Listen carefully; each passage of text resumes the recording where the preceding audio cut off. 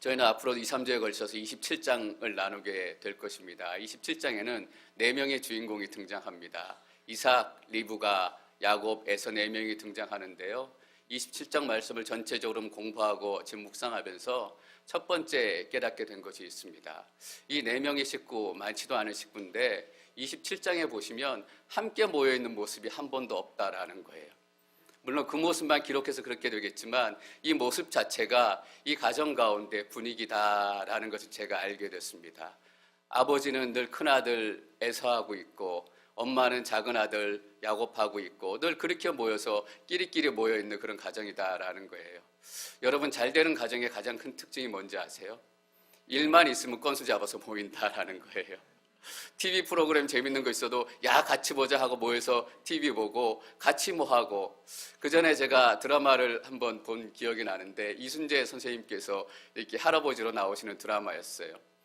우리들 가정처럼 많은 어려움도 있고 고난도 있었는데 너무너무 화목하고 야 나도 저런 가정을 이룰 수 있으면 좋겠다, 우리 집도 저런 가정이 될 수 있으면 좋겠다라는 마음이 있을 정도로 정말 좋은 가정이더라고요. 근데 그 가정의 특징 중에 하나가 잘 모인다라는 거예요. 사건만 생기면 모여서 회의하고 가족 투표하고 또 일만 있으면 모여서 함께 먹고 나누고. 여러분, 잘 되는 공동체의 특징이 뭔지 아세요? 자주 모인다라는 거예요. 건수만 있으면 모이시기를 축원합니다. 아버지하고 큰아들만 모이고 엄마하고 작은 아들만 모이는 게 아니라 다 함께 모여서 하나님께 주신 기쁨도 나누고 때로는 슬픔도 나누고, 저희가 공동회의 매년 초에 하잖아요. 그냥 예산 어떻게 썼나 이렇게 감시하는 것뿐만 아니라 정말 하나님께서 우리 가운데 주신 그 물질적인 축복과 은혜가 어떻게 잘 사용되었는지 잔치하고 함께 나누는 시간이 됐으면 좋겠다라는 생각도 들었습니다. 여러분, 우리 더 자주 모여야 되지 않겠습니까? 특사팀이 아마 좀 바빠지시고 힘드실지는 모르겠어요. 음식도 좀 준비해 주시고 자주 모이고 그런 공동체의 특징을 저희가 가져갈 수 있었으면 좋겠습니다. 그런 가정의 이야기가 27장 1절부터 시작이 됩니다. 1절과 2절 말씀 저희가 함께 읽습니다. 1절, 2절 시작. 이삭이 늙어 눈이 침침해져서 잘 보이지 않게 됐을 때 그가 맏아들 에서를 불러 말했습니다. 내 아들아, 에서가 대답했습니다. 제가 여기 있습니다. 이삭이 말했습니다. 이제 내가 늙어서 언제 죽을지 모른다. 이삭의 눈이 침침해졌습니다. 사실 제일 슬픈 일 중에 하나지만 나이가 먹고 또 좀 쇠해지면 눈에서 가장 먼저 신호가 오는 것 같아요. 그래서 제일 처음으로 돋보기를 써야 될 때 그때가 아마 내가 이제 늙나 보다라고 이렇게 처음으로 진짜 실감나게 생각하는 때가 아닐까 이렇게 생각이 좀 듭니다. 저번에 성경 일독 시작하면서 여러분 성경을 읽지 못하는 이유가 뭐뭐 있을까요? 그랬는데 한 권사님께서 눈이 침침해서 못 읽겠어요. 정말 옳으신 말씀이에요. 눈이 침침해서 성경을 읽고 싶어도 읽을 수 없는 게 참 슬픈 일인데, 더 슬픈 건 뭐냐 하면 우리의 육신의 눈이 침침해지는 것보다 우리의 영적인 눈이 침침해진다라는 거예요. 우리의 육신의 눈은 침침해지면 금방 알아요. 잘 안 보이기 때문에 금방 안경도 맞추고 약도 먹고 좀 안약도 놓고 이렇게 하는데, 영적인 눈은 침침해지면 침침해질수록 내가 밝다라고 생각이 된다라는 거예요. 내가 하나님과 멀어지면 멀어질수록 내가 잘 살고 있다라고 생각이 든다라는 거예요. 그래서 우리가 더 슬퍼해야 될 것은 우리의 육신의 눈이 시력이 떨어지고 침침해지는 것이 아니라 혹시라도 나의 몸이 쇠약해지면서 또 나의 육신이 약해지면서 나의 영적인 눈이 쇠약해지고 침침해지지 않고 있나라는 것을 점검해야 된다라는 거예요. 저희가 송영승 권사님을 위해서 많이 기도하잖아요. 육신도 불편하신 가운데 힘드신 가운데 있지만 하나님께서 제게 그 약함 가운데서도 큰 위로를 주시는 게 있어요. 그 육신의 약함 가운데서도 권사님이 인생의 그 어느 때보다 하나님을 깊이 만나고 계신다라는 마음이에요.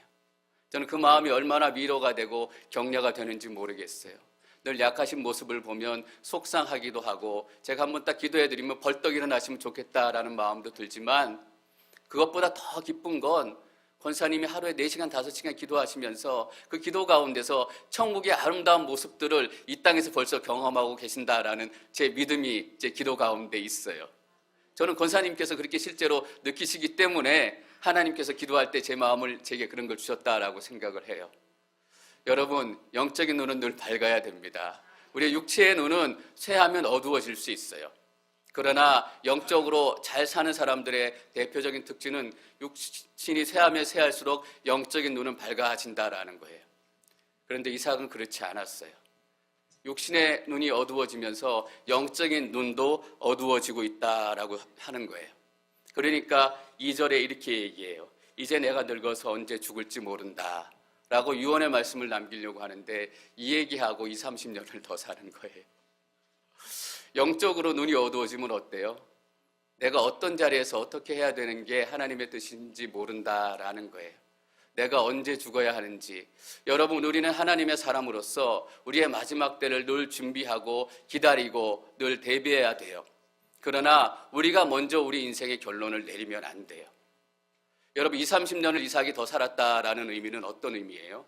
이렇게 자기가 오늘 내일 죽을지도 모른다라고 생각했는데 20, 30년을 더 살았다라는 의미는 그의 인생의 20, 30년이 그냥 허비되고 흘러갔다라는 거예요. 허망한 시간이 됐다라는 거예요. 여러분, 20, 30년이 얼마나 귀하고 긴 시간이에요. 제가 40에 신학 공부를 시작했는데 그때 신학 공부 시작하면서 이렇게 생각했던 게 큰 저에게 격려가 됐어요. 10년 후에 내가 반드시 그렇게 생각할 거다. 내가 10년만 더 젊었으면 내가 지금 시작할 수 있을 텐데 그 10년 전이 지금이다라고 생각을 하니까 못할 수 없는 그게 마음이 없더라고요. 그냥 직장 그만두고 10년 후에 내가 10년만 젊었으면 하고 생각할 시간이 그 시간인데 내가 지금 못할 게 뭐 있겠냐. 대학을 다녀도 4번 더 다니겠다라고 생각해서 시작할 수 있었던 거예요. 여러분, 하나님의 사람은 꿈이 있기 때문에 죽지 않아요. 얼마 전에 예수는 훨씬 넘으신 분이 이렇게 저에게 얘기하시면서 슬쩍 지나가면서 얘기하시는 게 기억이 나요. 하나님께서 내 인생을 어떻게 쓰실지 기다리고 있어요. 60이 훨씬 넘으신 분이. 여러분, 요셉이 17살 때 형들한테 오는데 형들이 요셉 보고 이렇게 얘기해요. 저기 꿈꾸는 자가 오도다 라고 얘기해요. 근데 하나님께서 내 인생을 어떻게 쓰실지 기다리고 있습니다. 예수님 훨씬 넘은 그분이 이렇게 지나갈 때 하나님께서 그 마음으로 그 인생을 바라보실 것 같아요. 꿈꾸는 자가 오도다. 여러분, 나이 때문에 꿈이 없는 것이 아니라 우리가 너무 일찍 끝을 냈기 때문에 꿈이 없는 거예요. 저는 여러분들이 10년 후에 10년만 더 젊었으면 바로 그날이 오늘이다라는 것을 깨닫기를 원해요. 근데 이삭이 자기 인생에 대해서 너무 일찍 결론을 낸 거예요. 영적인 눈이 어두워지니까 어느 때 무엇을 해야 되는지 그리고 판단이 흐려지는 거예요. 저희가 3절, 4절 말씀 또 계속해서 읽습니다. 3절, 4절 시작.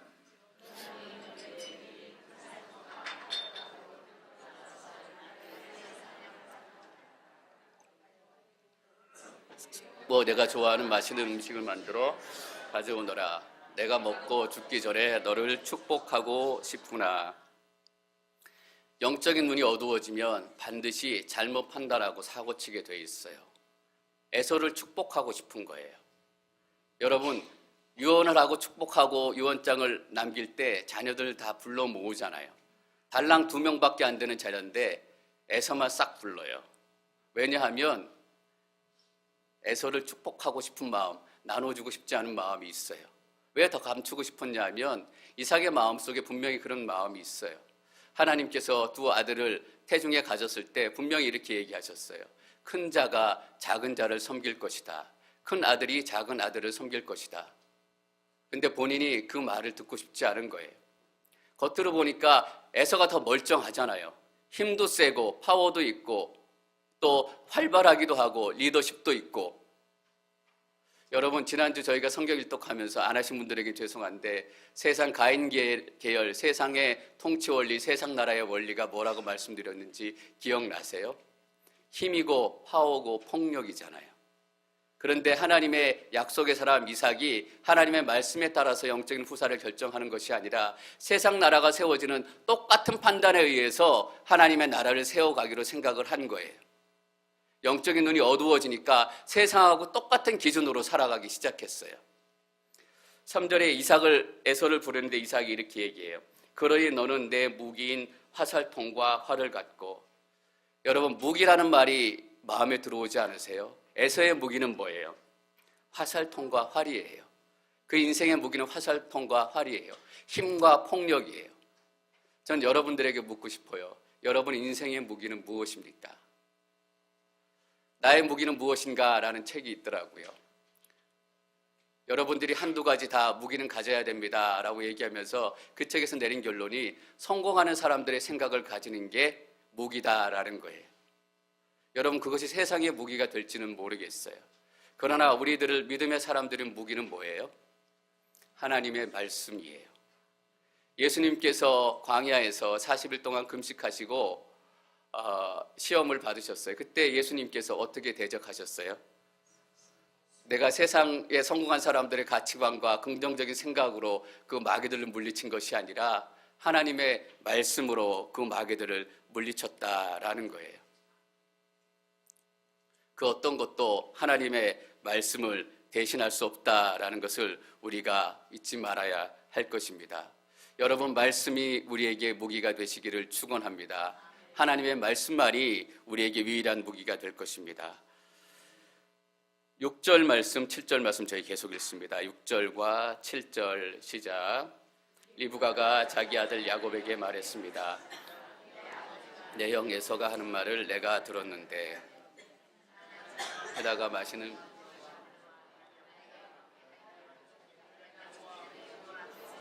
라고 하시더군요. 리브가는 늘 야곱하고만 얘기해요. 에서를 얘기하는데 내 아버지가 내 형 에서, 내 아들이라고 얘기하지도 않고 6절에 보면 이렇게 또 표현을 해요. 리브가가 자기 아들 야곱에게, 야곱만 자기 아들이고 에서는 자기 아들이 아닌 것처럼 생각을 해요. 왜 리브가가 에서를 그렇게 마음에서 멀리 했을까? 에서를 싫어하게 됐을까라는 이유는 성경에 기록되어 있지 않아요. 그런데 이런 단서를 성경에서 우리가 찾을 수 있어요. 창세기 26장 34절, 35절 말씀 저희가 함께 읽습니다. 34절 시작.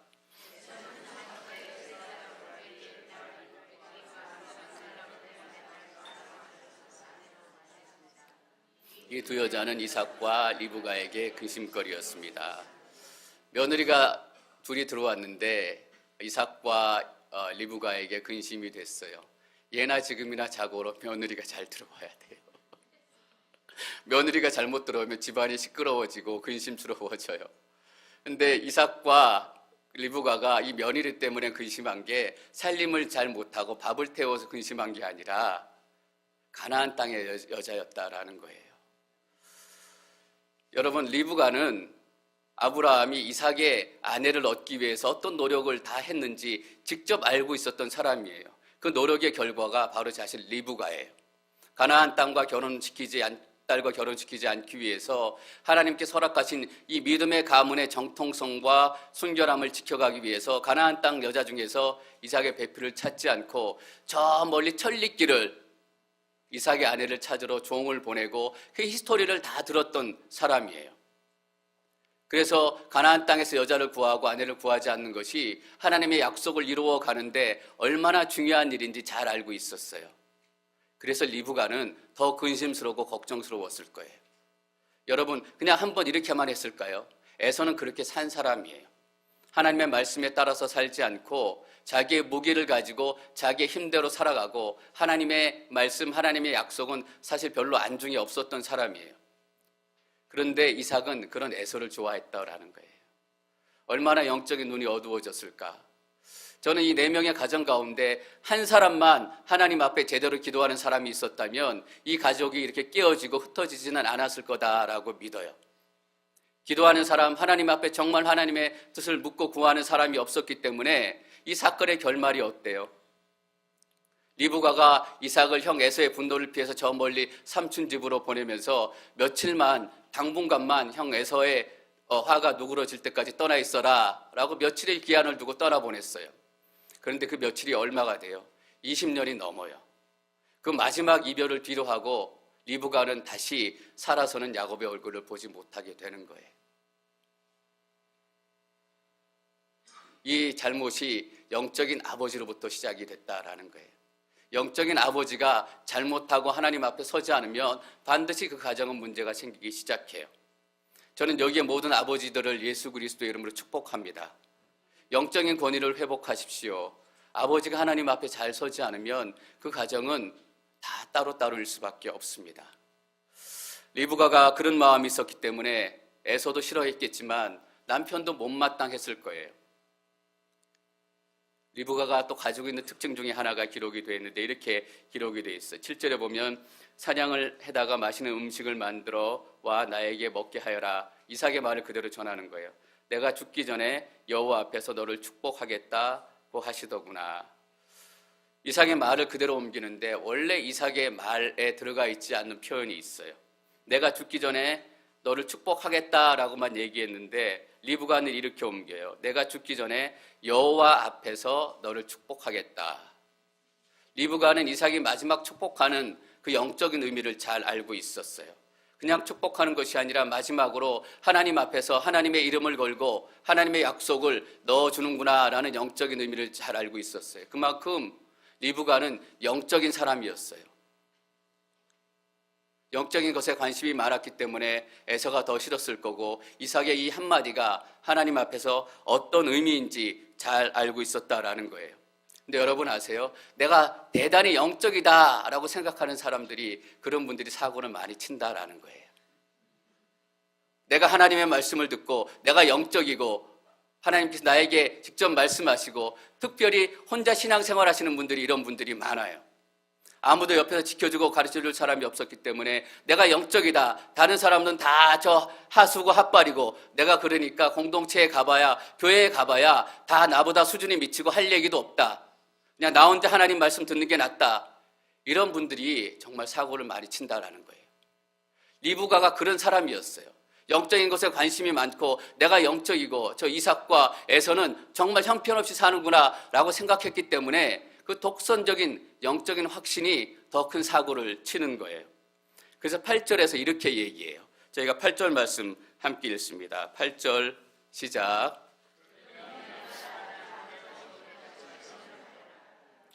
그러니 내 아들아 잘 듣고 내가 시키는 대로 하여라. 야곱이 들어야 될 음성은 누구의 음성이에요? 하나님의 음성이잖아요. 근데 그 아들에게 뭐라고 얘기해요? 내 얘기를 잘 들어라 라고 얘기하는 거예요. 자기가 원하는 아들의 모습이 아니라 하나님께서 원하는 아들의 모습과 하나님의 약속의 모습이 있는데 그것이 아니라 내 말을 잘 들어라 라고 얘기하고 있는 거예요. 우리도 자녀들에게 점잖지만 이렇게 얘기할 때가 너무나 많아요. 내 말을 잘 들어라. 아버지 엄마 말을 잘 들어라. 아무래도 한 살을 더 산 아버지 엄마가 너보다 많이 알지. 세상을 많이 아는 건 맞아요. 근데 그것이 하나님의 뜻이냐? 라는 질문 앞에 우리는 예하고 대답할 수가 없어요. 우리 자녀들이 출세하기 원하고 잘 되기 원해요. 물론 모든 부모들이 갖는 꿈이에요. 그러나 하나님의 꿈은 잘 되고 출세하는 거 이전에 더 확실한 꿈이 있다라는 거예요. 이 자녀가 하나님 나라의 백성이 되는 게 먼저예요.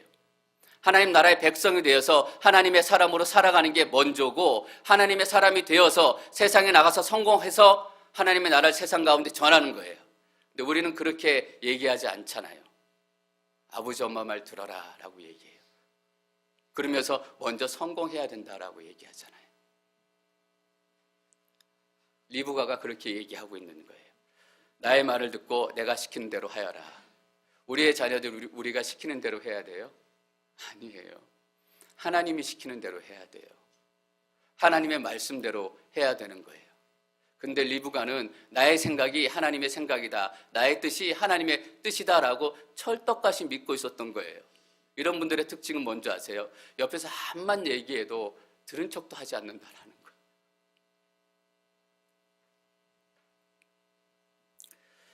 리브가가 계속 재촉을 하니까 야곱이 얘기를 하는데 불안한 거예요. 들킬까 봐. 형은 털이 많고 나는 살이 맨맨한데 아버지가 나를 만져보시면 들키지 않을까요? 야곱도 참 특이한 아들이에요. 이것이 죄입니다 라고 엄마한테 얘기하지 않고 들킬까 봐 걱정이 되는 거예요. 여러분 어떤 것을 깨달을 수 있어요? 엄마 아버지의 영성이 그 자녀의 영성이다라는 거예요. 콩 심은 데 콩 나고 팥 심은 데 팥 나는 거예요. 보는 대로 행하고 가르친 대로 행하는 거예요. 우리 자녀들 욕할 필요 하나도 없는 것 같아요. 우리 자녀들이 우리의 모습을 배우기 너무나 많다라는 거예요. 저도 제 딸을 보면 저랑 똑같은 게 너무나 많아요.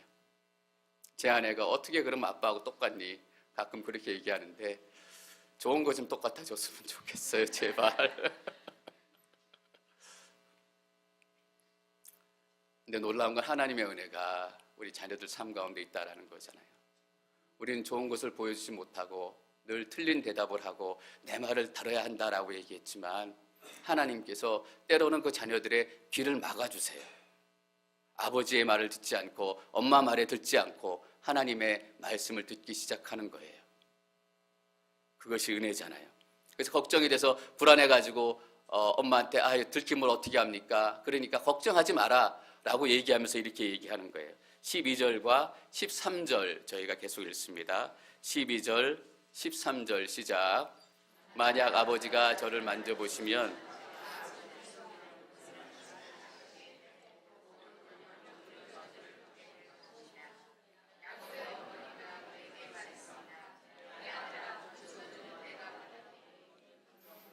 너는 그저 내가 시키는 대로만 하여라. 가서 염소들을 끌고 와라. 야곱이 12절에서 그렇게 불안해하니까 13절에 리브가가 야곱의 어머니가 그에게 말했습니다. 내 아들아, 그 저주는 내가 받을 테니 너는 그저 내가 시키는 대로만 하여라. 그 저주는 내가 받을 테니 실제로 저주를 받는다 그런 의미도 있었겠지만 내가 모든 일을 책임지겠다라는 의미잖아요. 여러분, 내가 모든 일을 책임질 테니 뭐예요? 걱정하지 말고 하라는 거잖아요. 절대로 들킬 일이 없고 절대로 실패할 일이 없다라는 거예요. 왜냐하면 야곱, 네가 작은 아들 네가 큰 자보다 강해지는 게 하나님의 뜻이기 때문에 절대로 하나님께서 이 방법을 깨트릴 리가 없다라는 거예요. 하나님의 뜻을 이루어가는 것이기 때문에 너는 걱정하지 않아도 된다라는 거예요. 근데 문제는 뭐예요? 방법이 틀렸다라는 거잖아요. 방법이 틀리면 틀린 거예요. 하나님의 뜻을 이루어가는데 방법이 틀리면 다 틀린 거예요. 여러분, 우리는 결과만을 가지고 얘기해요. 서울대 들어갔냐, 한양대 들어갔냐, 하버드대 들어갔냐. 그러나 하나님의 계획은 뭐예요? 결과만이 아니라 과정까지 다 포함한 게 하나님의 계획이에요. 그래서 과정이 틀리면 하나님의 뜻이 아니에요. 결과가 틀리면 하나님의 뜻이 아니에요. 하나님의 계획, 하나님의 뜻은 결과와 과정이 떨어져 있지 않아요. 왜 그래요? 과정을 통해서 하나님을 만나야 하기 때문이에요. 과정을 통해서 하나님을 경험해야 되기 때문이에요. 하나님을 경험한 결과가 하나님이 계획하신 하나님의 뜻의 결과인 거잖아요. 리브가는 초조했던 거예요. 하나님의 뜻은 야곱이 후사가 되는 건데 이삭이 죽기 전에 에서를 후사로 만들려고 하니까 아니다. 하나님의 뜻이 이루어지지 않을 수도 있다. 내가 하나님의 뜻을 이루어야 한다. 하나님 대신해야 된다. 내가 하나님을 살려야 된다라고 생각한 거예요. 여러분, 우리가 하나님을 살리는 게 아니라 하나님이 우리를 살리시는 거예요. 우리가 하나님의 계획을 이뤄가는 게 아니라 하나님께서 하나님의 계획을 이루어 가시는 거예요. 리브가가 참았으면 어땠을까요? 하나님께서 하시지 않았겠어요? 쉽게 말하면 훨씬 더 좋은 방법으로, 훨씬 더 하나님의 뜻에 합한 방법으로. 그런데 그렇게 기다리지 못했다라는 거예요. 여러분, 이삭의 잘못은 뭐예요? 하나님의 뜻을 알았음에도 불구하고 하나님의 뜻에 순종하지 않은 거예요. 리브가의 잘못은 뭐예요? 하나님의 뜻을 알았음에도 불구하고 하나님의 방법대로 하지 않은 거예요. 우리는 이 둘 다를 뭐라고 얘기하죠? 불신앙이다라고 얘기해요. 우리는 하나님의 뜻을 알기 위해서 열심히 기도해요. 그것이 신앙 있는 삶의 모습이라고 생각하기 때문에. 그러나 하나님의 뜻을 아는 게 신앙이 아니에요. 하나님의 뜻을 알고 하나님의 뜻대로 이루어가는 게 신앙인 거예요. 하나님의 뜻을 알았지만 하나님의 뜻대로 이루지 못하고 하나님의 행하심을 기다리고 참지 못하면 그것 역시 불신앙이다라는 거예요. 그래서 야곱이 떠나게 되잖아요. 불신앙의 결과는 때로는 참 힘들고 때로는 비참하기도 해요. 20년 동안 야곱이 어떤 인생을 살았는지 우리는 계속 보게 될 거예요. 늘 쫓기고 그냥 쉽게 되는 일이 한 번도 없는 그런 인생이었어요. 가족을 지키는 것이 왜 이렇게 어려워요? 리브가가 그 자녀들을 그 가정 가운데 잃었던 것처럼 야곱의 인생을 아시잖아요. 요셉이라는 사랑한 아들을 잃게 됐어요. 똑같은 인생의 아픔과 슬픔을 경험하게 된 출발점이 바로 여기 있다라는 거예요. 엄마의 말을 따랐기 때문에, 하나님의 말씀을 따르지 않고. 여러분, 목사들이 하나님의 말씀을 전하기 위해서 기도하고 때로는 뼈를 깎는 그 시간들을 보내요. 제가 가끔 설교 준비하면서 뼈를 깎는다 깎고 제 아내한테 농담처럼 이렇게 얘기할 때가 있어요. 멋있는 설교를 하기 위해서 그렇게 되는 게 아니에요. 어떻게 하면 하나님의 말씀을 여러분들에게 잘 증거할 수 있을까? 이 하나님의 말씀을 듣고 하나님이 어떤 분이신지 여러분들이 잘 알 수 있을까? 근데 목사의 말이라고 다 하나님의 말씀이 아니다라는 거예요. 그 전에 한번 제가 이런 예를 들어드렸잖아요. 바쁘시니까 기도하지 않아도 괜찮아요. 위로가 많이 되시죠? 근데 이게 하나님의 말씀이에요. 하나님의 뜻, 하나님의 말씀은 뭐예요? 쉬지 말고 기도하라는 거예요. 그럼 목사가 여러분들을 위로하려고 말씀드리는 위로잖아요. 근데 그게 하나님의 말씀으로 생각하시면 안 된다라니까요. 위로받고 기도하기 시작하셔야 그게 하나님의 말씀이 되는데, 목사님이 나는 바쁘니까 기도하지 않아도 된다고 얘기했어. 나는 기도 안 할 거야. 마음 편하게 기도 안 할 거야. 하나님의 말씀이 아니잖아요.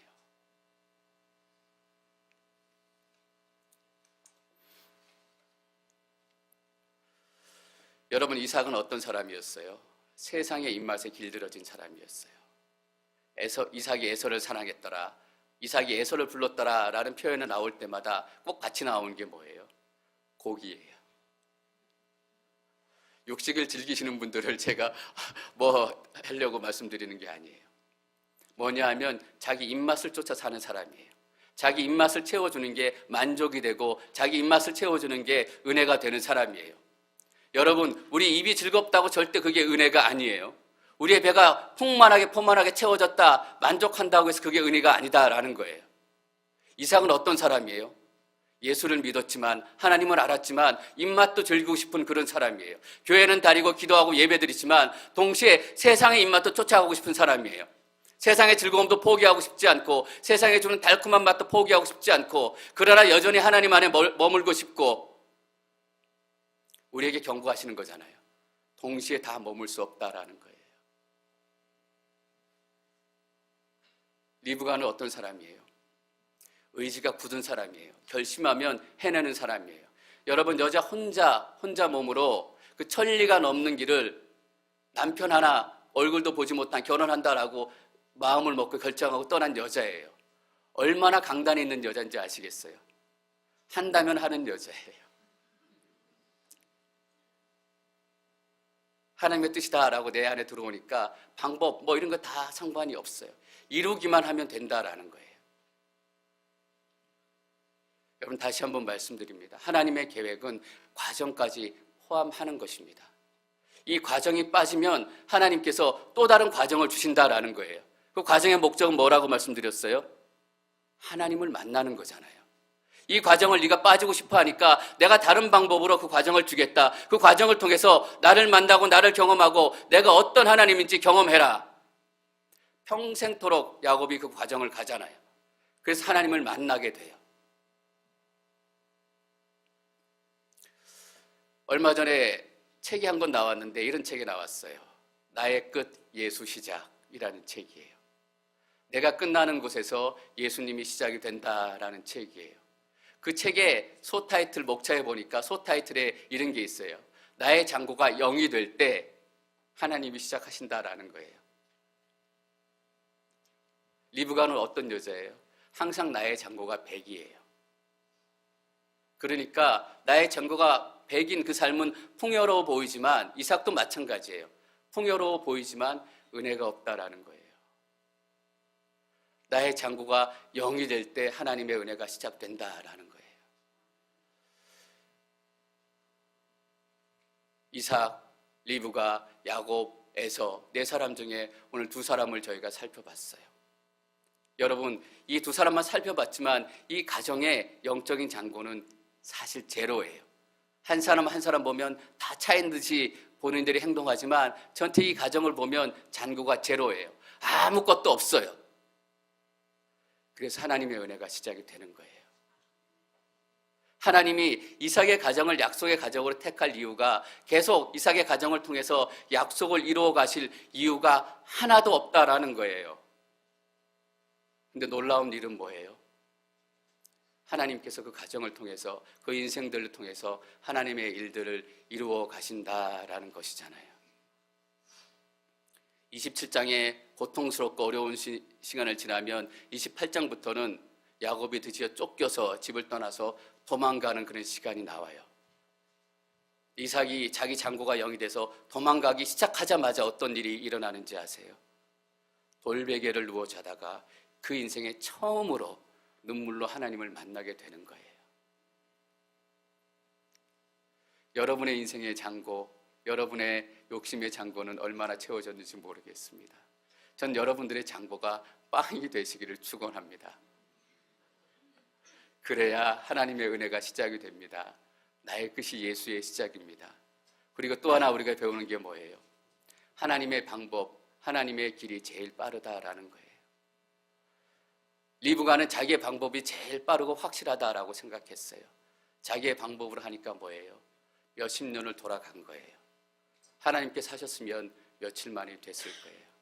여러분, 하나님보다 먼저 나서지 않기를 축원합니다. 우리 교회가 그런 교회가 됐으면 좋겠어요. 성령님께서 먼저 일하시고 하나님께서 먼저 일하시고, 우리의 장고는 늘 빵이라서 하나님께서 채워주시는 것마다 은혜가 되는 그런 삶, 그런 교회. 그래서 우리가 예수님 믿을 힘이 나고 예수님 믿을 만한 기쁨이 있는 거잖아요. 그 기쁨과 소망이 여러분 가운데 충만한 한 주가 되시기를 축원합니다.